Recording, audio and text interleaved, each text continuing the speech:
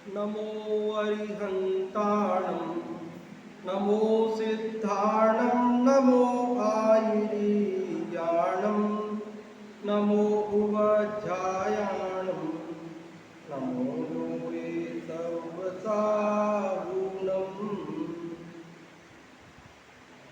अपन बाल ब्रह्मचारी रविंद्र जी द्वारा रचित यह स्वाधीन मार्ग नामक पाठ पढ़ रहे हैं और इसके 2 छंदों की चर्चा कर चुके हैं।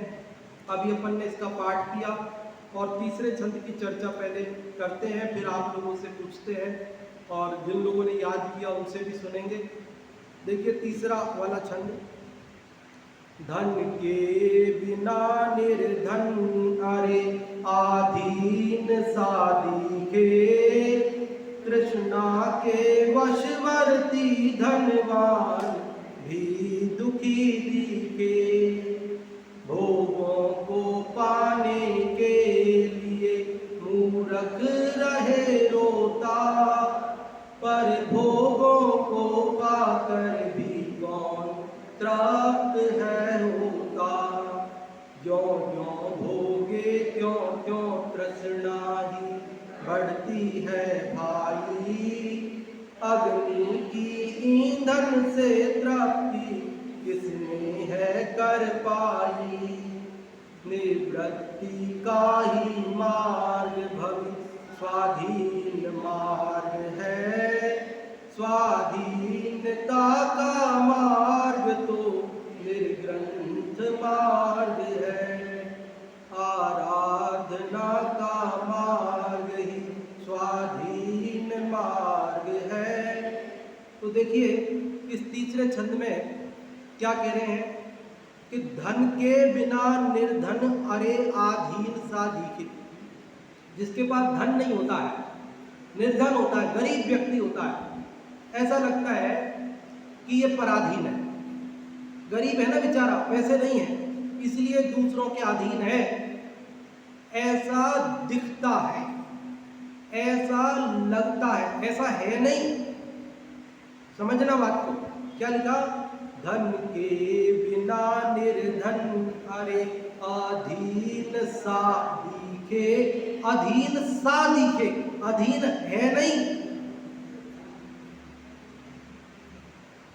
धन के बिना यदि कोई पराधीन होता हो तो मुनिराज के पास कहाँ धन है? अपन ने पढ़ा ना परसों, काकिन्या अपि संग्रहो न विहितः। एक कौड़ी का भी परिग्रह नहीं है उनके पास, तो क्या वे पराधीन है? क्या कहते वे तो महास्वाधीन है। स्वाधीनता का मार्ग तो निर्ग्रंथ मार्ग है। तो मुनिराज तो परम स्वाधीन है और उनके पास धन नहीं है। तो हम जो ये समझते हैं कि धन के बिना व्यक्ति पराधीन होता है, तो ये मान्यता भी हमारी झूठी है, क्योंकि धन के आश्रय से कोई स्वाधीन नहीं होता और धन के बिना कोई पराधीन नहीं होता। लोगों को ये लगता है जिसके पास पैसा है वो तो स्वाधीन है और जिसके पास पैसा नहीं है वो पराधीन है।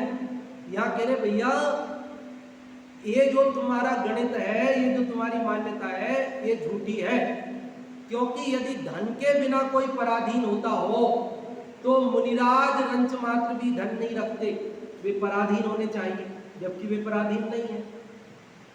और यदि धन से कोई स्वाधीन होता हो तो फिर धनवानों को सुखी होना चाहिए, स्वाधीन होना चाहिए, लेकिन धनवान तो महादुखी और महापराधीन दिखते हैं।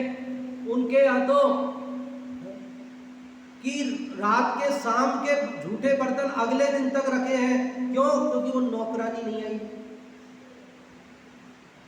और उस दिन भी नहीं आई, ढेर लगता जा रहा है। और पहुंचे वाली आएगी जब पहुंचा लगेगा, समझ गए ना? ड्राइवर आएगा तब गाड़ी चलेगी, नौकर आएगा तो दुकान खुलेगी, मुनीम जी आएंगे तो हिसाब किताब होएगा। धनवान व्यक्ति कहाँ स्वाधीन है बताओ? इतने लोगों के पराधीन है। कितने लोगों के पराधीन है बताओ? धनवान व्यक्ति स्वाधीन है क्या? धनवान व्यक्ति तो कहता है मेरा बॉडीगार्ड नहीं आया, मैं जाऊं कैसे? कोई अपहरण कर लेगा, कोई रास्ते में मार देगा, मेरे पास बहुत पैसा है, जब तक मेरा बॉडीगार्ड नहीं आएगा तब तक मैं कहीं जा नहीं सकता। कितना पराधीन है। लोग क्या सोचते हैं? धन के बिना व्यक्ति पराधीन हो जाता है और धन होने से स्वाधीन हो जाता है। लेकिन ये दोनों ही बात गलत सिद्ध हो गई, क्योंकि धन रहित यदि पराधीन होता हो तो रंच मात्र भी जिनके पास धन नहीं है ऐसे मुनिराज परम स्वाधीन है। और धनवान यदि स्वाधीन होते हो तो उन्हें किसी की पराधीनता नहीं होनी चाहिए। लेकिन जगत में देखा जाता है कि धनवान व्यक्ति को तो अनेक लोगों की पराधीनता है कि नहीं है पराधीनता? इसलिए लिखा, क्या लिखा? धन के बिना निर्धन अरे अधीन साधी के,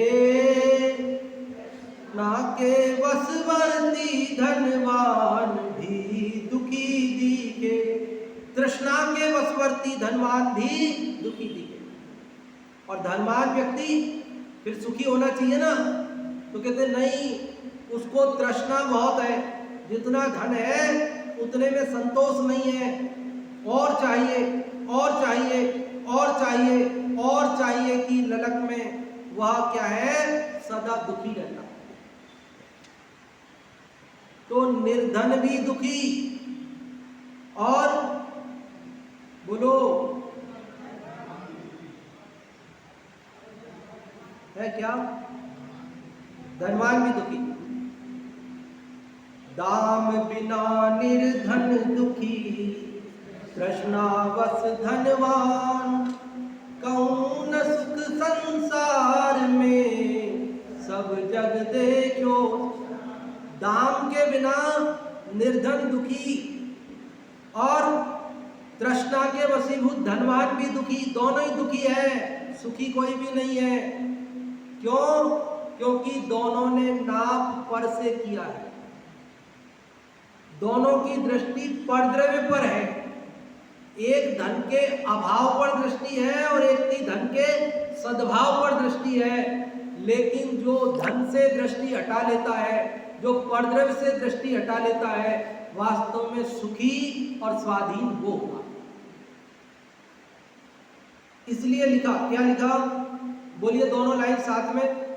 धन के बिना निर्धन अरे अधीन साधी के, तृष्णा के वशवर्ती धनवान भी दुखी दिखे।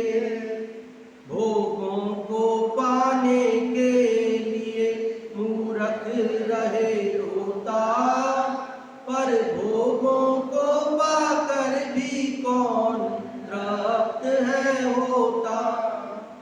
धन की दो स्थितियां बताई, धन का नहीं होना, कम होना, ज्यादा होना, और भोगों की बात कि भोगों का होना नहीं होना। तो कह रहे भोगों को पाने के लिए मूर्ख रहे होता। मूर्ख व्यक्ति जिसके पास धन नहीं है वो अज्ञान के कारण ये मानता है कि धन भोग मिल जाएंगे तो मैं सुखी हो जाऊंगा, इसलिए वो भोगों के लिए रोता रहता है। ये मिल जाए तो मैं सुखी हो जाऊं, वो मिल जाए तो मैं सुखी हो जाऊं। पर तो अगर भोगों के मिलने से सुखी होता हो तो जिसको भोग मिल गए वो तो सुखी हो जाना चाहिए ना। लेकिन कह रहे पर भोगों को पाकर भी कौन तृप्त है होता। भोगों को पाकर के कौन तृप्त हो गया, कौन सुखी हो गया बताओ? भोगों को पाकर कौन तृप्त हो गया? भोग नहीं मिले वो ये सोच रहा है भोग मिल जाए तो मैं सुखी हो जाऊं, और भोग जिसको मिल गए वो कि और मिल जाए, ऐसे क्यों मिले, ऐसे मिल जाए। समझिए बात को। आज तो है, कल क्या होगा, चिंता में तृष्णा में परेशान है। एक व्यक्ति ने मेरे को ऐसा बोला कि जब जैसे कोई व्यक्ति घर पे आया, मतलब बाहर से कोई आया और हमने उसे भोजन का नाम नहीं लिया, तो भाई भोजन करो ऐसा नहीं बोला, भोजन नहीं कराया, तो वो अगर पॉजिटिव सोचने वाला होगा तो यही सोच लेगा भाई कोई परिस्थिति होगी इसलिए भोजन का नाम नहीं लिया। हो सकता है मिसेज को किचन में नहीं जाना हो, कोई भी कारण रहा होगा तो नहीं बोला। और ज्यादा ही नेगेटिव सोच वाला भी होगा तो ज्यादा से ज्यादा एक ही बात तो सोचेगा, भोजन नहीं कराया, भोजन के लिए नहीं पूछा, बस इतना ही तो सोचेगा, और क्या सोचेगा। लेकिन आपने भोजन करा दिया, उसके बाद भी नेगेटिव सोच वाला तो क्या सोचेगा? वो भोजन कराया तो सही, पर वो एक ही मिठाई रखी उन्होंने, 2 मिठाई नहीं बना सकते थे।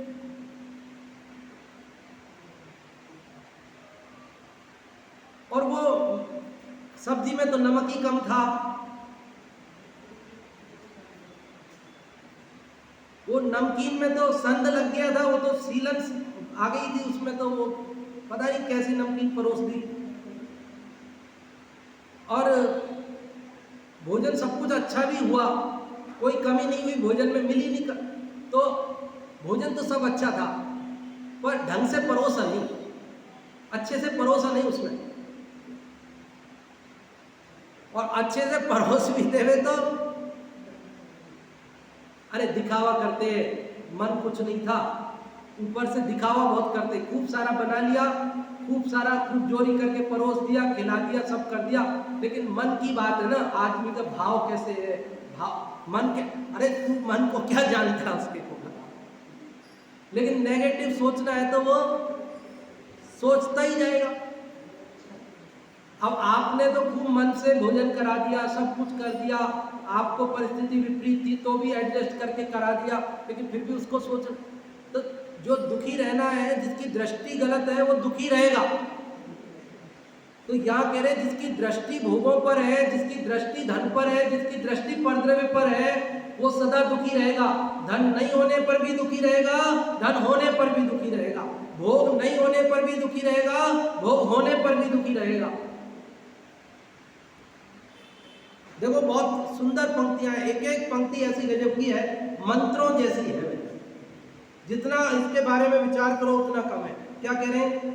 धन के बिना, बोलिए सब लोग, धन के बिना निर्धन, अरे अधीन साथी के, कृष्णा के वशवर्ती, धनवान भी दुखी दिखे, भोगों को पाने के लिए मूर्ख रहे रोता, पर भोगों को पाकर भी कौन होता। अरे भोगों की तो ये दशा है, जो जो भोगे त्यों त्यों तृष्णा ही बढ़ती है भाई, अग्नि की ईंधन से तृप्ति किसने है कर पाई। कि जो जो भोग भोगता है त्यों त्यों तृष्णा ही बढ़ती, भाई तृष्णा बढ़ती जाती। जो जो भोग भोगता है वैसे वैसे क्या होती है, इच्छा बढ़ती जाती है।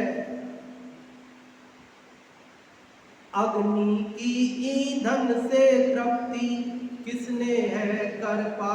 आग हो अब उसमें ईंधन डालो, कब बुझेगी? कितना ईंधन डालें बुझ जाएगी।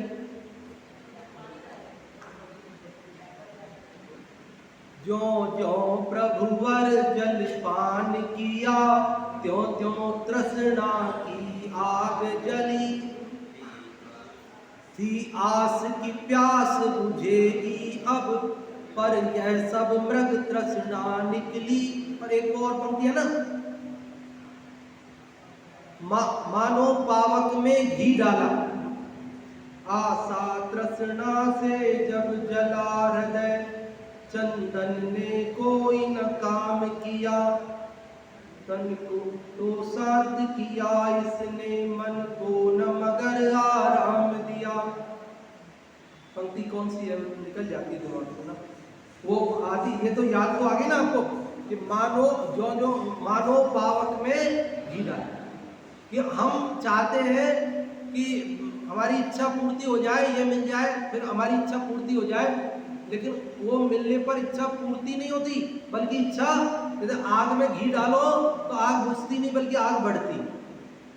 बस यही दशा है।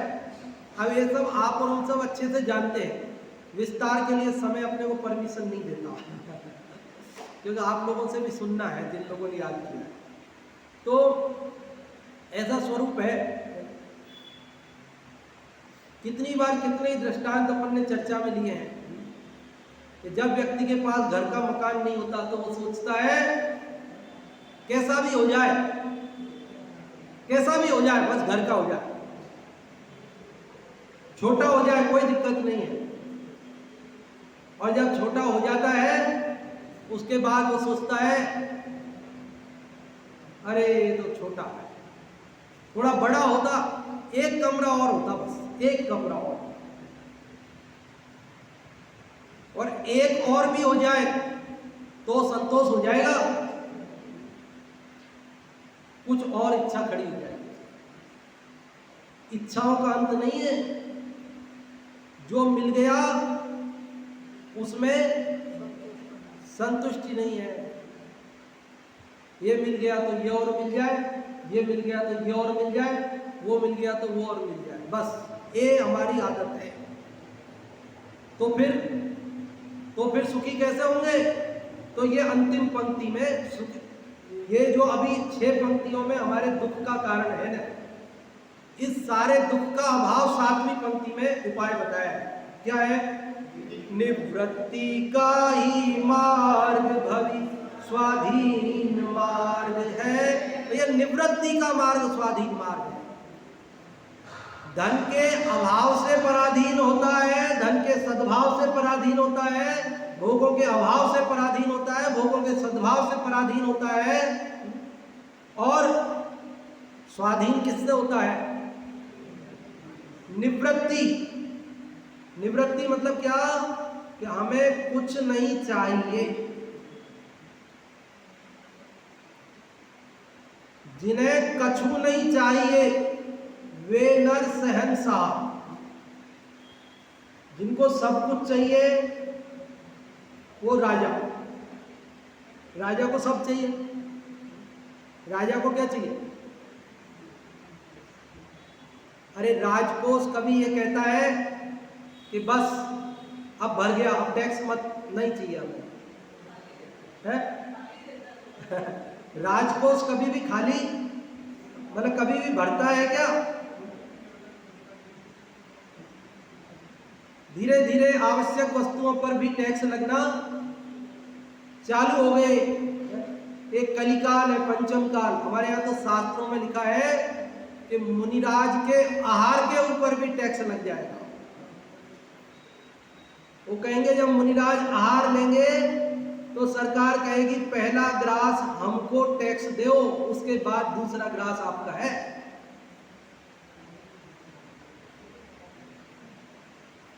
और मुनिराज जब अंजुलि में ले लेते हैं उसको फिर देते नहीं है किसी को। और जब कानून ऐसा आ जाएगा तो वे अंतराय मानकर आहार लेंगे ही नहीं। समझ रहे हो आपको? कलिकाल है। तो राजा कौन है? आज की बात नहीं है, ये सदा की बात है। तो ये सनातन सत्य है। राजकोष में जैसे समुद्र में कितनी भी नदियां आकर गिरे, समुद्र कभी ये नहीं कहता कि बस आओ आओ आओ आए जाओ। ऐसे ही हमारी इच्छाएं, अपन ने आत्मानुशासन जी का स्वाध्याय किया था, उसमें एक श्लोक आया था जिसको टोडरमल जी ने मोक्ष मार्ग प्रकाशक में भी उद्धृत किया है। आशागर्ता प्रति प्राणी यस्मिन् विश्वमनुपमम् कस्य कियदायाति वृथा वो विषयैषिता। कि हर व्यक्ति का आशा रूपी गड्ढा, इच्छा रूपी गड्ढा इतना बड़ा है तो जिसमें 3 लोक की सामग्री एक अणु के बराबर है। 3 लोक की सामग्री मिल जाए तो भी उसकी तृप्ति नहीं होती है। लोक तो वही है, वो तो ज्यादा है नहीं, और लोक कितने हैं, प्राणी कितने हैं, अनंत है। तो फिर कैसे इच्छाओं का गड्ढा भरेगा? वो तो भरने का सवाल ही नहीं है। एक का ही नहीं भरेगा तो अनंत का कैसे भरेगा? हाँ, भर सकता है। कैसे? पदार्थों से नहीं, पदार्थों से नहीं भरेगा, युक्ति से, तरकीब से भरेगा। गोधन, गजधन, बाजधन इनसे नहीं भरेगा, संतोष धन से भरेगा। कैसे भरेगा? निवृत्ति का ही मार्ग भवि स्वाधीन मार्ग है। कि ये निवृत्ति, कि अब मुझे परद्रव्य की प्रवृत्ति नहीं चाहिए, अब मुझे, मैं अपने स्वरूप में तृप्त हूँ, मैं अपने आत्म स्वरूप में स्वाधीन हूँ, मैं ज्ञाता दृष्टा हूँ, परद्रव्य मुझे चाहिए नहीं, परद्रव्य से मेरा भला नहीं। ऐसी जिस दिन दृष्टि होगी उस दिन उसकी इच्छाएं समाप्त हो जाएगी, वो स्वाधीन हो जाएगा, सुखी हो जाएगा। तो बोलो, ये सुख का मार्ग केवल बातों के लिए ही है ना? बातों के लिए ही तो है, या मंदिर के लिए है, तो घर के लिए थोड़ी ये बातें। हाँ, मंदिर में आओ और शनिवार को ये बात सुनो, करो, और बस बढ़िया बात है, अच्छी बात है, जिनवाणी की बात है, बड़े पंडित जी ने बहुत अच्छी लिखी है, और ये करे और अपन गए, और उसके बाद वही सब। अरे कुछ तो जीवन में परिवर्तन आना चाहिए, कुछ तो बदलाव आना चाहिए, कि बस बहुत हो गया, बाह्य परिग्रह जो मिल गया, पुण्य प्रमाण, हम पूरी तरह अपरिग्रह महाव्रत धारण नहीं कर पा रहे, कोई बात नहीं, लेकिन परिग्रह परिमाण व्रत वो भी नहीं कर पा रहे, तो पुण्य प्रमाण जो मिला हो तो ठीक है, उसमें तो संतोष करो भाई।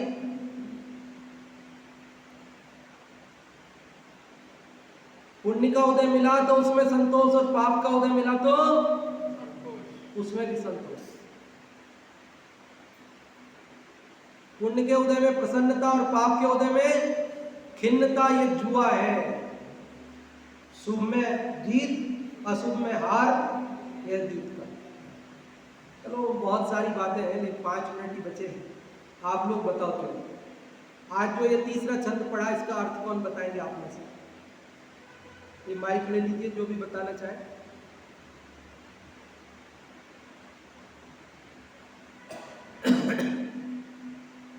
सार बता दो, संक्षेप में बता दो, जो भी बताना चाहे।